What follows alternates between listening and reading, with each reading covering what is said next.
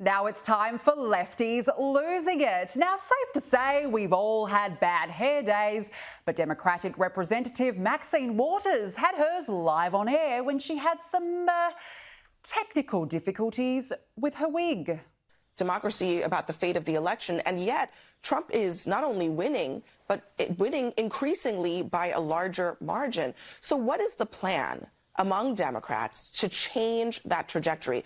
It sounds like you're talking about saying and doing all the same things, but do you believe that something needs to change? Watching Maxine desperately try and fix that Yorkshire Terrier on top of her head has truly been the highlight of the Democrat campaign so far. Pity, though the wig is about as useless as Joe Biden. Now, speaking of hair, if woke is your personality and you are looking to get your hair done, well, behold, we have found the hairdresser you have been waiting for. Okay, is it okay if I touch you? Yeah. Okay, cool. And what are your pronouns? They, them. She, they. I'm glad we exchanged those. Yes. Okay if I touch you? Go right ahead. And what are your pronouns? He, him. She, her. Thank you for asking earlier. Spin you around here. Is it okay if I touch you during our consultation? Sure, that's fine. And really quick, my pronouns are she, they. Did you feel comfortable sharing yours? She, her. Perfect. Thank you for sharing that. Is it okay if I touch you during our consultation? Yes, it is. And my pronouns are she, they, if you were comfortable sharing yours. They, he.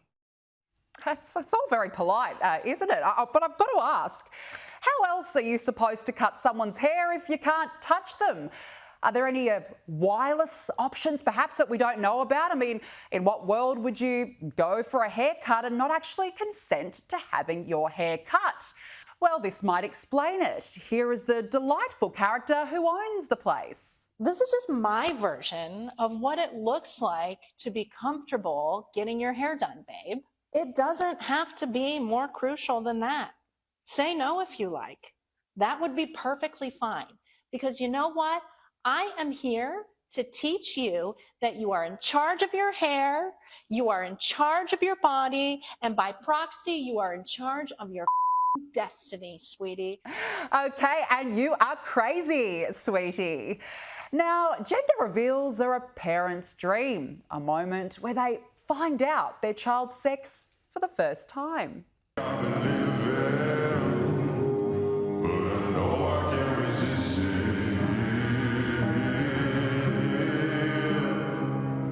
Surprise! What a special moment for mum and dad. Look at what they've created together. They must be proud. Now it's time for more gender identity guessing games. How do you decide whether you're masculine, feminine, non-binary, or even identifying as an animal? Well, this feral cat gives us an insight into those tough daily struggles. Mostly I feel feminine or non-binary. Today I'm feeling really femme and cat-like as well. Yeah. But I also feel masculine, mostly boyish. I don't ever really want a woohoo. I'm proud to have a hoo-ha. But I also, sometimes want to take these guys off. But other times I'm happy to have them. I love to play with them. I love them. Other days I want to tape them down. Look, it's tough, isn't it? I mean, most of us just have to decide what we eat for the day or what we wear, but not for these people. They have to decide whether to tape or not to tape. It's a real struggle, apparently. And it wouldn't be a lefties losing it without Chief Loon herself, Joy Reid, having yet another mentee bee over Donald Trump. All that matters in this election, the only thing that matters in this election, is keeping Donald Trump and Project 2025 out of power. Keeping that insane ideology of white Christian nationalism and white supremacy and white male Christian dominance out of power. Yes, the clown show just keeps rolling on with old Joycey Reid. Well, the Democrats are having chronic meltdowns and have entered crazy, deranged territory as they struggle to keep their cool because Biden's cognitive decline is becoming harder than ever to defend. Here is Democrat Representative Deborah Dingell short-circuiting on live TV when asked about Sleepy Joe's capability. I do just want to ask you again if you think President Biden is the strongest person at the top of the ticket to win Michigan in the fall. He's the candidate right now. And these are, do you beat your wife kind of questions. Do you beat your wife kind of questions? Wow. And you know you have a big problem when your own party refuses to back you. Here is Democrat Senator John Hickenlooper, who refuses multiple times to say whether he backs Biden as their nominee. Do you think President Biden can win in 2024? You know, I'm holding off on that whole discussion. Let's get NATO done. I mean, are you waiting to see his performance at the press conference tomorrow to make a decision? Well, I'm watching, but I'm going to hold off on having the discussion. And even Nancy Pelosi has cracked. I'm not going to be making any comments in the hallway about the fate of our nation. Okay? Do you believe you should run for re-election? I'm not speaking English to you. I'm not going to be making any statements about any of that right now in the hallway. Joining me now is filmmaker and journalist Ami Horowitz. Ami, thanks for joining us. Look, the Democrats are obviously, clearly, in acute crisis mode. Oh, yeah, they're in bad shape. And, look, I don't want to say schadenfreude, but, yeah, it kind of is. By the way, for the record, I don't beat my wife. Look. This is all insanity, and it's what's amazing. I'll tell you what the takeaway for me is that Trump is able to control himself and not go nuts on this. He is letting this all play out. Look, when your opponent is self-imploding, you just let it happen and don't interfere, and that's what he's doing. All the Republicans and the Trump campaign have to do when it comes to running ads is just run the ads of Democrats saying, we don't want him running. The New York Times saying, you got to step down. George Clooney, his best buddy, saying you should stop running. Like, that's all. They're writing the ads for the Republican Party themselves. That's what they have to do. I mean, it's total insanity. And look, the polls are becoming clearer and clearer. They are showing that not only is he increasing his leads in the battleground states, right, the blue wall, they are tied in Virginia. The Republicans haven't won Virginia in decades. Minnesota has now moved pretty much to a toss-up state, almost with a margin of error. That's been 50 years since they won Minnesota. Everything is moving in Trump's direction. And to Trump's credit, old Trump would have gotten involved and in front of this. New Trump is letting it all happen. I want to point one last thing out that I noticed during Biden's interview that people haven't picked up on. So I heard Biden. He recently just spoke at a union today. I had to keep continuing raising the volume on my TV because I couldn't hear the man. But the one thing I noticed about his interview with ABC, with George Stephanopoulos, is that if you listen to the interview, the ambient sound was very, very loud. As somebody who's in the film business and who edits, what I understood was that they had to keep doubling his sound in post in order to hear what he was saying. Look, it is unbelievable what's unfolding in front of our eyes. And to Trump's credit, he's sitting back and letting it happen. Oh, he's watching it all like a car crash in slow motion. But it's interesting you mentioned that because Biden's got this creepy, weird whisper about him. No wonder they have to boost his volume. And look, the Democrats, they're really getting increasingly desperate. Democratic Representative Ted Lieu was clutching at straws when he made this claim about Donald Trump and the Epstein files. But something I've heard that doesn't seem to be being covered are the Epstein files.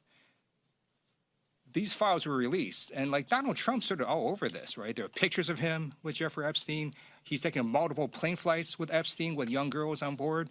He is on call logs with Epstein.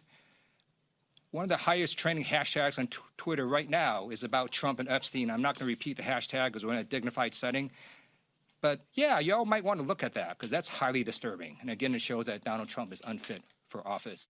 Even Snopes, a left-leaning publication, has debunked these kinds of claims, saying no evidence supports the claim that Trump has paid upwards of $35 million to silence accusations that he raped several children ranging in age from 10 to 13.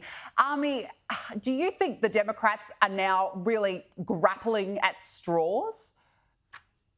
Look, I mean, they're desperate to move the attention away from Joe Biden's meltdown. So, yeah, of course they're grasping for straws. But I think they have to be a little bit careful with that particular accusation, considering that Bill Clinton was really heavily involved with Jeff Epstein. I think that might be a mistake. But look, you're not going to win any point. Trump's creep factor is already very clear. We know Trump is kind of a creepy dude, kind of a weird dude. We know a lot of sexual allegations against him. This is not new. This is all baked in. You're not going to gain anything from it, but you are going to move the spotlight back to your creepy former Democratic president, Bill Clinton. So it's probably not the smartest move in the world, to be honest. Fair call. Now, have a look at this vision of Joe Biden appearing to sleepwalk, but this time on the global stage. Here he was on stage at the NATO summit in Washington. You can see him there. He goes into the middle. I don't know where I am. Where am I? Who are all these people? He really has absolutely no idea where he is. And then have a look at this second clip here as Canadian PM Justin Trudeau walked on stage. Look at Joe Biden. He looked at him as though, well, is this the first time we've met? I don't know you. With the usual creepy mouth open, stunned, strung out stance. And then unfortunately, Ami, Joe Biden did start speaking. The fact is that so many of let me put it this way. I'm very pleased that today... You know, Ami, this is NATO. It's an important global summit, and this is apparently the president of the free world who needs to be in bed. Is it embarrassing to have him represent America in front of world leaders like this? Yes. Is that enough of an answer? Do I have to keep going on? Yes, it's embarrassing. Look, it's not so... Okay, we understand that he is in serious physical and mental decline. That is what it is. I think maybe a bigger problem is how he's approaching NATO itself, the things that he's saying. First of all, in the George Stephanopoulos interview, he said we beat Putin. Like, did we though? I'm not sure we did. Because if we did, he's making the argument that we no longer have to defend Ukraine, right? So there's real geopolitical issues when he says things like that. But I think the most egregious is when he tries to take credit for NATO paying up. Yeah, NATO has paid a lot more over the last few years because of President Trump. Look, Biden was vice president with Obama for 8 years. And there was all these problems we had with NATO members not paying their 2% of their GDP toward defense budget was happening through that entire 8-year process. It only began raising during Trump because he played chicken with NATO, right? Everybody's talking about how he wants to disband NATO. At the end of the day, we know what that is now. That was a tactical negotiation that worked. They ended up paying their fair share. And it took time. It took a couple of years for it to happen. So he's now taking credit for what Trump did. That, I think, is an even bigger problem. Yeah, that's a really good point to make. Now, look, House Republicans and a handful of Democrats have approved a bill that seeks to expand proof of citizenship requirements to vote in federal elections, but the Dems weren't happy. They don't want you to vote. They don't want to hear black voices, brown voices, LGBTQIA voices, young voices. Our fundamental access to our democracy is being politicized.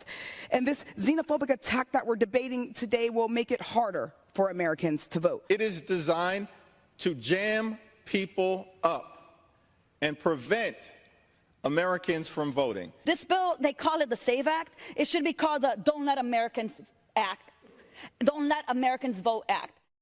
Ami, why do the Democrats want illegal immigrants to be able to vote?